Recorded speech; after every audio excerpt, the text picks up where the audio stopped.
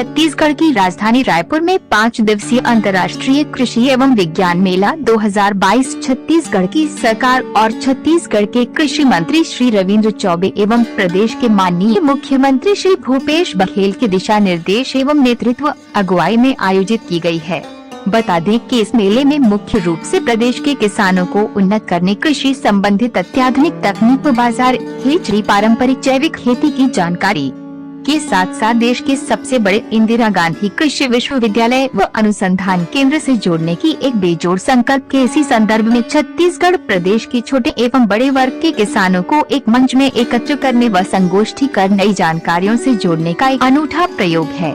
बता दें कि छत्तीसगढ़ प्रदेश द्वारा 2022 के अंतर्राष्ट्रीय मेला आयोजन में देश के भिन्न भिन्न प्रदेशों से नई तकनीक, नए तरीके व नई सोच, सिंचाई पद्धति को साझा करने के प्रयास में छत्तीसगढ़ सरकार जुटी है। इस पर पेश है एक रिपोर्ट।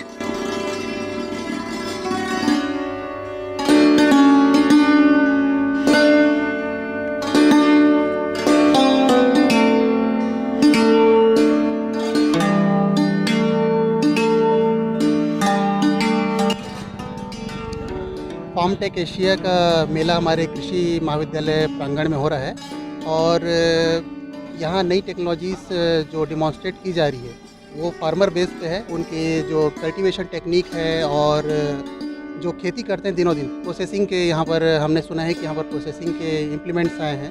तो ये हमारी दीदियाँ हैं साइड में और भैया लोग हैं और ये सारे इनोवेटिव फार्मर्स हैं और ये नित्य नए आविष्कार अपने खेत में आमूल-चूल परिवर्तन करके, साथ ही एंटरप्रेन्योर भी हैं। तो ये इनको छोटी छोटी मशीन जो इनको ड्रेजरी रिडक्शन और दूसरे जो प्रोसेसिंग के लिए जो दिक्कतें होती हैं, तो एक्सपेक्ट करके आए हैं कि ये यहाँ पर इनको वो सब चीज़ें देखने को मिलेगी जो इनका लाइफ स्टाइल के साथ साथ आय को बढ़ाए। और जो व्यवसाय ये लोग कर रहे हैं जो प्रोसेसिंग में है, खेती में है, और वो मशीन को उसमें इनकॉर्पोरेट करके इनको कैसे आसान बन सकता है, कर कैसे आय बढ़ सकता है इनका। आपके साथ जितने लोग आए हैं जी, तो क्या इसकी कोऑर्डिनेटिंग आप कर रहे हैं? जी, प्रतिनिधित्व कर रहे हैं? मैं कर रहा हूँ। क्या ये आपके रजिस्टर्ड टीम है? हमारी रजिस्टर्ड टीम है ये, फर्म के जो भी आप हमने सारे कृषि विज्ञान केंद्र के रजिस्टर्ड टीम है और इनका प्रशिक्षण भी लगातार होते रहता है। सारे लोग प्रशिक्षणार्थी हैं।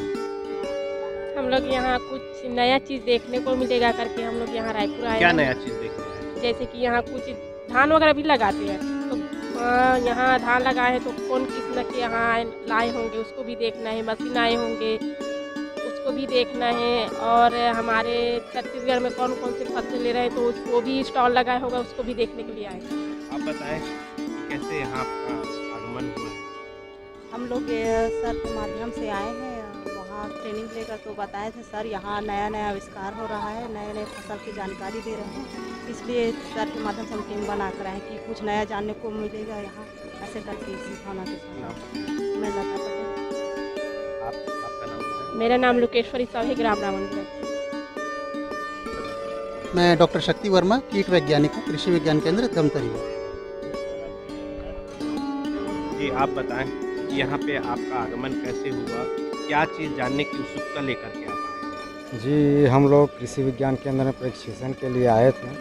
वहाँ हम लोग को जानकारी दिया गया सर द्वारा कि वहाँ जाना, मेला का आयोजन है जिसमें हम लोग जो खेती किसानी करते हैं, यहाँ पशुपालन, कुछ भी अन्य विभाग से हम जो कार्य करते हैं उसको विस्तृत जानकारी या सही रूप से यहाँ देखने को, या जो मशीन है वो हमको देखेंगे, या नया टेक्निक है या टेक्नोलॉजी है उसको देखेंगे। उसमें बहुत आसान हो जाएगा। हाँ, सोच करके आए। बिल्कुल, हाँ, हमारे कार्य बहुत आसान हो जाएगा कि हम किसी कार्य को अच्छे से डेवलप कर पाएँ, अच्छे से अपना प्रॉफिट हो पाए, यही उद्देश्य से हम लोग यहाँ आए हैं। अब हमने पड़ाव आगे बढ़ाया और जा पहुँचे अगले स्टॉप पर एक नई जानकारी, नया अनुभव और नई तकनीक के माध्यम से किसानों की आय को दोगुनी चौगुनी करने की जानकारी जुटाने में लगे। तो आइए हमारे साथ। जैसे कि आप देख रहे हैं कि हम स्टॉल में लगातार घूम रहे हैं और नाना प्रकार के एग्जीबिशन में जो भी यहाँ पे प्रेजेंटेशन किया जा रहा है उसको भी देख रहे हैं। और हमारे साथ में कृष्ण कुमार साहू जी जो यहाँ के प्रधान वैज्ञानिक हैं वो भी हमारे साथ में हैं और सामने के स्टॉल पे खड़े हुए हैं और उनसे हम जानने की कोशिश करते हैं कि यहाँ पे जो स्टॉल लगा हुआ है वहाँ कितनी प्रकार की जो खाद है और नॉन पेस्टिसाइड पदार्थ हैं वो सारे यहाँ पे प्लांट के साथ आपको देखने मिल रहे हैं। और हम यहाँ पे जो सामान देख पा रहे हैं आप, कुछ पेड़ हैं और ऑर्गेनिक फर्टिलाइज़र जो यहाँ पे रखा हुआ है, इसके बारे में हम यहाँ के स्टॉल वाले से भी पूछताछ करते हैं, जो यहाँ के मालिक हैं। और हमारे साथ में जो सीनियर वैज्ञानिक हैं वो भी खड़े हुए हैं, हम जानने की कोशिश करते हैं। और यहाँ पे लगाया गया है किस पर्पस पे और किस चीज़ को यहाँ पे प्रदर्शित करने के लिए है? सबसे पहले मैं अपना परिचय देना चाहूँगा। मैं डॉक्टर कृष्ण कुमार साहू, प्रमुख वैज्ञानिक मृदा विज्ञान एवं रसायन शास्त्र विभाग, इंदिरा गांधी कृषि विश्वविद्यालय रायपुर, छत्तीसगढ़। मैं जो है जैविक खेती में काम कर रहा हूँ और विशेष रूप से मेरा वर्षा जल प्रबंधन और पड़क भूमि विकास जो है वो मेरा विशेषज्ञता है उसमें। और ये जो आप मेला में जो स्टॉल देख रहे हैं, ये निश्चित तौर पे जो हम जिस स्टॉल में खड़े हैं, नर्मदा फास्फेट लिमिटेड, ये जो हमारे छत्तीसगढ़ गवर्नमेंट और ख़ासकर हमारे माननीय मुख्यमंत्री जी श्री भूपेश बघेल जी जो जैविक खेती को यहाँ बढ़ावा देने के लिए गायों के पालने पोसने का, उनके देखभाल के लिए, उनकी उपयोगिता के लिए, किसानों को जो रुचि उत्पन्न करने के लिए जो योजना, गोधन योजना है, गोठान योजना है, नरवा घुरुआ बाड़ी योजना है, ये सभी योजना को बढ़ावा देने के लिए जैविक खेती के लिए जो आवश्यक आदान है, जो जैविक खाद है, उसका निर्माण में ये संस्था जुड़ी है।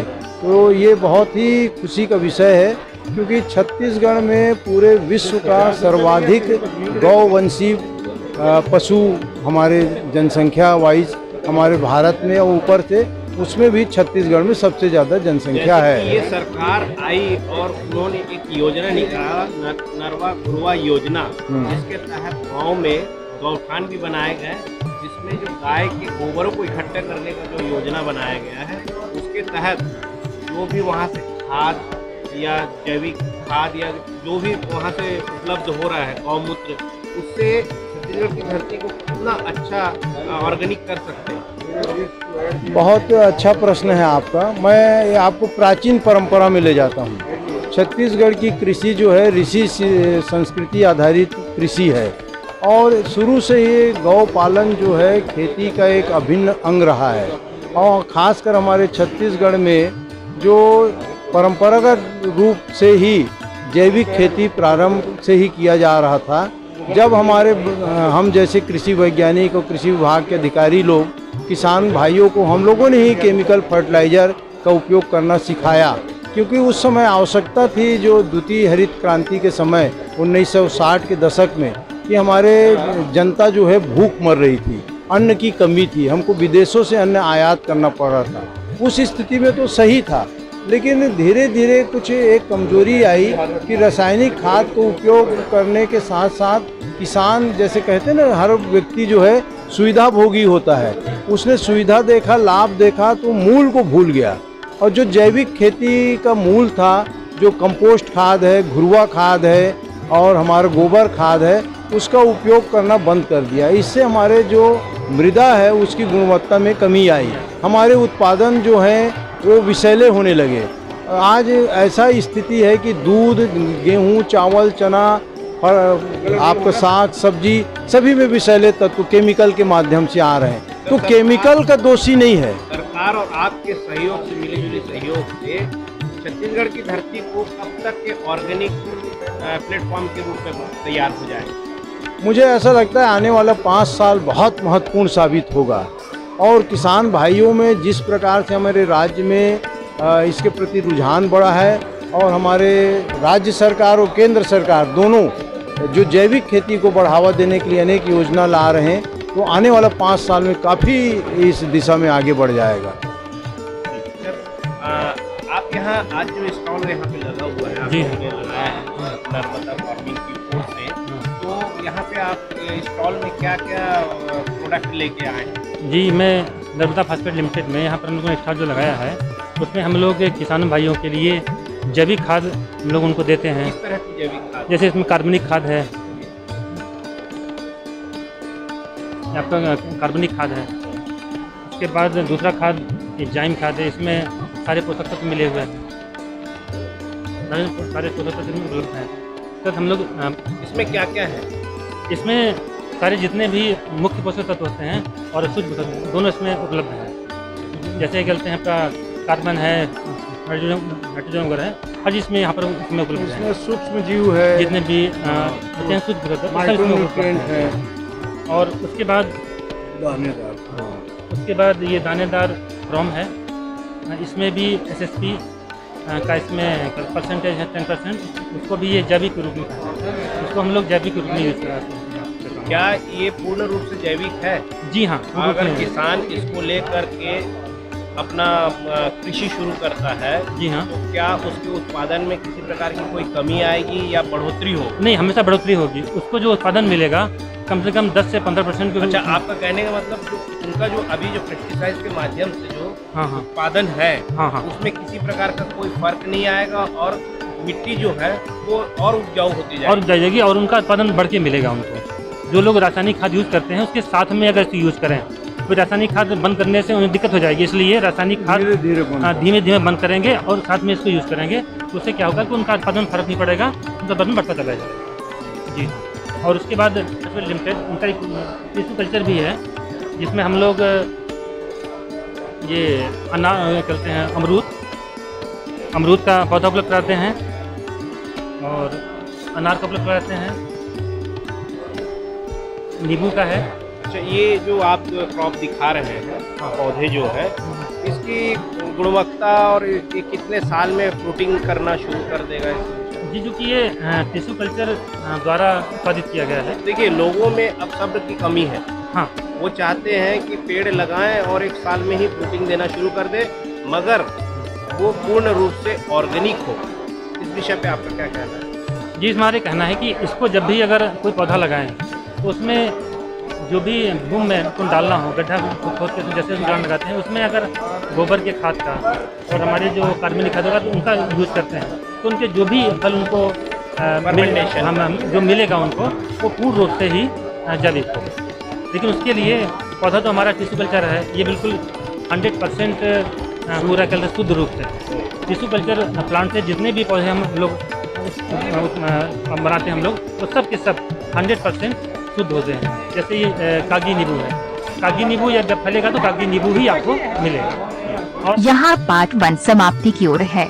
दर्शकों, कृषि विज्ञान और अनुसंधान से संबंधित और अधिक जानकारी के लिए हम आपको लिए चलते हैं पार्ट 2 पर, जहाँ तकनीक और मशीनरी में साझेदारी के साथ आपकी और हमारी होगी फिर एक मुलाकात।